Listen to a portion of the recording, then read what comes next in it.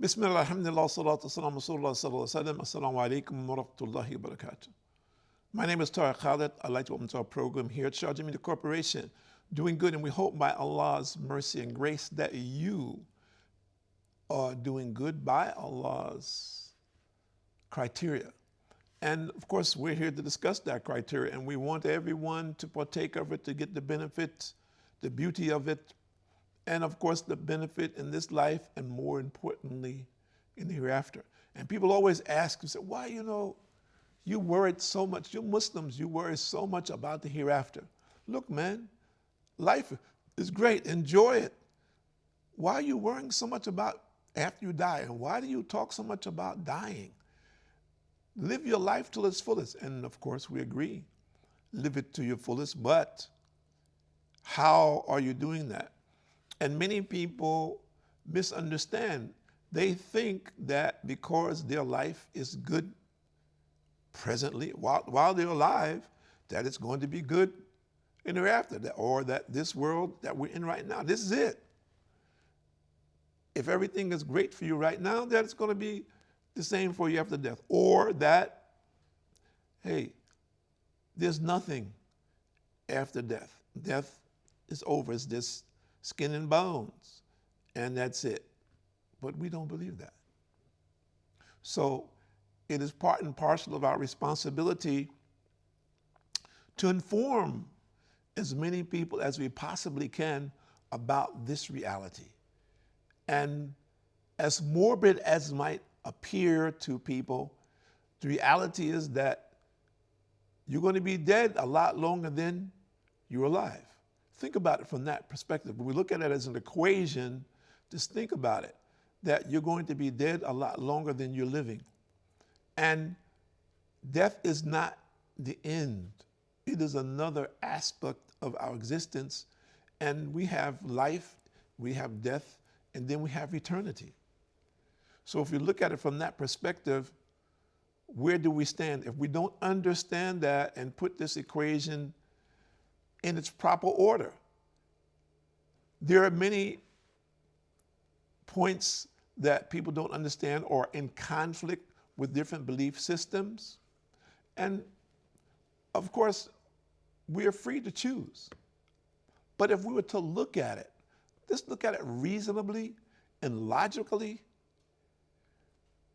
if you have the reality that there is a hereafter and it is eternal, let's just look at it from a logical point of view. And let's give you a lot of years. Let's say you live to be 100. And there are not many people 100 years old today in the world. But let's say, for argument's sake, you live to be 100 years old. And we don't know how long ago the first man, Adam, was created. So let's just make it easy. Let's say we have dates. We're in 2019 now, so let's just make it easy. Let's go back to the year 1. So let's say right now we've been in existence for 2018 years. You were born in the year 1, and let's say 2018 we're in today. So that person, let's take it for granted, okay, he was born in the year 1 and he died in the year 100, for example.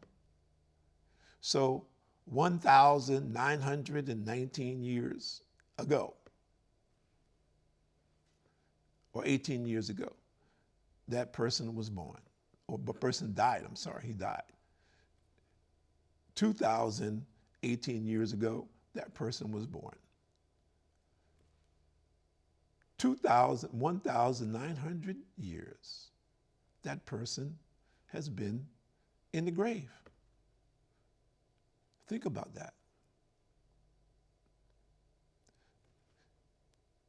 Does the comparative analysis, do you have that reality? You're in the grave 1,919 years and you live 100 years. What happened now? Okay, now you're in the grave and you're dealing with the reality. The only thing in the grave that's going to be of benefit to you is your deeds. That's all that's going with you. Your property, everything that you knew in this world is finished. So only your deeds, good and bad deeds. And ultimately, regardless, let's say you were a very good person and you did everything right and you were considered in your society to be good, but all of us will be judged by Allah. And all of us will what? Have to answer 3 simple questions. And it is determined by Allah's mercy, our condition. 1, who is your Lord? 2, what was your religion? 3, who is this man who came among you? So first we say, my Lord is Allah, the one and only God. My religion was Islam. I believe in the one God and I worship him only. And the man that came to me was Muhammad sallallahu alaihi wasallam. I'm aware and conscious of this. Now let's look at this. And people says, well, brother, I don't believe that. I said, well, let's look at the equation.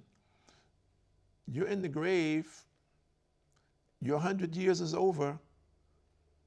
And you have to account. Think about it reasonably. And what's at stake? That short period of time that you're in the grave, which is only 1,900 years, but eternity is on the other end of the equation, meaning that there will be no death. There will be no death. That 100 years that you live is directly proportional to what's going to happen in your eternity. So if you think about it from that perspective, is it worth gambling with this 100 years? Would you gamble with it if you knew that for sure? Would you take that chance of just saying, well, I want to do this, I want to do that, whether it's lawful, unlawful, whether it is something that Allah prescribed for us to do or not? Like we see today, people who are very careless and involved in all kinds of devious deeds and actions, and many of those things have become common in our society. And many people today, when you talk to them, say, well, I don't really know what is good and what is bad. I think that's an excuse, but there are people who say that. I've heard people say this. So I says, well, if that is the case, then we're here to inform you because your hereafter is at stake. And you need to understand that. Whether you throw it into the wind, of course, that is your personal choice. But we're saying, listen and take the time out to reflect why you can. And listen, Anas bin Malik reported the Prophet ﷺ said,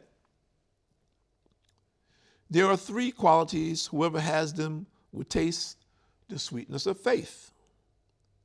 To love Allah and His Prophet ﷺ more than anyone else. To love a slave of Allah only for the sake of Allah. And to abhor returning to infidelity after Allah has saved him from it, as he would abhor to be thrown into the fire of hell. This is collected by Bukhari and Muslim. So if we look at this presently and we see what path that we're following, are we following the path of people who are calling us to truth and righteousness? Or are we following the path of people who are calling us to just satisfy our desires, that do whatever it is that you choose to do? And they may very well say, listen, don't harm anyone else in what you're doing, but you're free to do as you choose. Our society is a free society. Do as you like. We're commonly doing as we choose, and we allow everyone to do as we choose. Which choice would you make? Or I ask you presently, which choice are you making? And do you know the options? Do you know the results of making the wrong choice? And some people say, oh, well, brother, God is a forgiving and merciful God, without doubt, no question about that.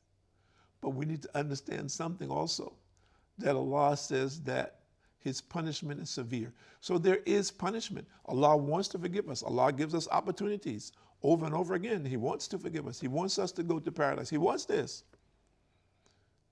But unfortunately, many of us do not strive to do what is good. We have become accustomed to, and we have submitted to, lifestyles which are not acceptable by Allah. And we have been fooled by Satan and his followers to just do what satisfies our desires. I saw a clip that someone sent me recently, and I won't expand on it or expound on it too much, about a young man who was he said he was inviting people to the way of Jesus Christ. And what he was saying and his actions were very, very far away from this. And we've seen people also who said that they were inviting people to the way of Muhammad sallallahu alaihi wasallam, but their deeds and their actions were very, very, very far away from this. And we've seen people who said they were inviting people to the way of Moses alayhi salam, but we know about their actions. These are the prophets of Allah. They were the best people who walked on this earth, but yet and still, we find today people who were saying these things. And these are prophets of Allah who we know their actions have been documented. So it's clear for us what their behavior was like. So those people who are saying that we're following the prophets of Allah, I'm not talking now about the people who are just following their own desires ultimately, but the people who are saying that they are following the prophets of Allah, then we have to be very careful about that. And we need to know, without a doubt, that this was the behavior of a prophet of Allah. We need to refer to the information that is authentic about their lives and what they did and how they went about doing it. It is essential for us, for our well-being in this life and more importantly in the hereafter. Of course, we can say, I can't be like a prophet. And that is true, that they were people who Allah distinguished as mentors for the people of their time. And that Muhammad sallallahu alaihi wasallam distinguished himself, and his prophecy distinguished from the other prophets of Allah, that Islam is the culmination of all the religions of Allah subhanahu wa ta'ala. That whatever Allah revealed in the past, that the culmination of what was brought, meaning the revelation, the books that was revealed to the prophets of old, the actions and deeds of the prophets of old, that Islam is the conclusion of that. And that each person today is responsible and accountable for learning about Islam and practicing it in his life for the sake of his own soul. Now, there's a lot of debate about this, and people are continually debating about it, but the debate is really very easy, especially for someone who says that he believes in God. The person who says he doesn't believe in God, it's also very easy. People say, what are you talking about? We see the people debating and going back and forth with their proofs and so forth and so on, and some people using references from the past and from different scriptures and so forth and so on. Why do you say it's easy? I say it's easy for one simple reason, that it is not necessary for us to talk to any human being to be guided. And I'm not saying, of course, that you shouldn't, but I'm saying it is not a requirement.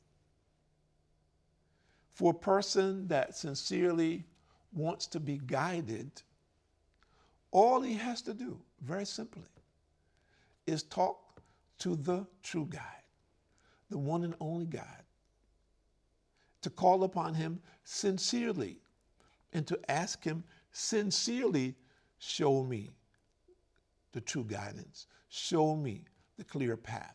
Show me the direction that I should take. Make it clear to me that whatever it is that I'm doing now is not the path that you have prescribed for those who wish to follow the path of truth. It's very simple. And anyone who is out there, who is in doubt, or if you're a person who says, I'm a believer, but I have friends or family members who are disbelievers, and I've been trying to convince them for years. This is very simply, if you're a person who truly wants to be guided, you really want to be guided.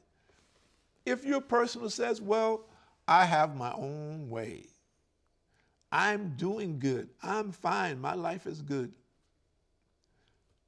But you're following something other than the path which Allah has prescribed, then you're fooling yourself. You're in denial. And at the same time, I say to you, okay, because what happens is that people become influenced by the whispering of Satan.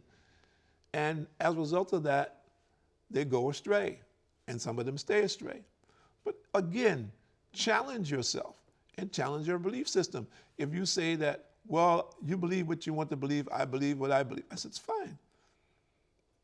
How can you conclude that? Can you prove to me that whatever your belief system is other than Islam is going to lead you to eternal paradise? If that is not the case, then very simply, turn to Allah and pray simply. And ask Him, is this path the correct path? Show me. Make it clear for me. Why are we saying this? Because we want everyone to hear this message. We want everyone to have a choice. After death, choices have run out. Your time has run out. There's no coming back. This is an illusion. This is a fantasy, a fairy tale, that you'll come back. And some people think you'll come back in another form. No, you will not. You'll have to account. And the next phase of your existence in the grave, you will begin to account. So we're warning everyone. And this warning is not something that's harsh, but let's say awareness, consciousness of the true facts of what each and every human being is facing. Whether we realize it or we don't realize it, at some point in time we may. And we've seen many people come to this reality just before death. That is a blessing from Allah. I don't suggest that a person wait that long, because we do not know under what circumstances we'll leave this world. But at the same time, think about it. And more importantly, pray and ask Allah for truth and the real guidance to the truth. My name is Tariq Khalid. I'd like to thank you for joining us here at Sharjah Media Corporation on doing good and knowing what is good in this life, and more importantly, what is going to be good for your hereafter. Assalamu alaikum wa rahmatullahi wa barakatuh.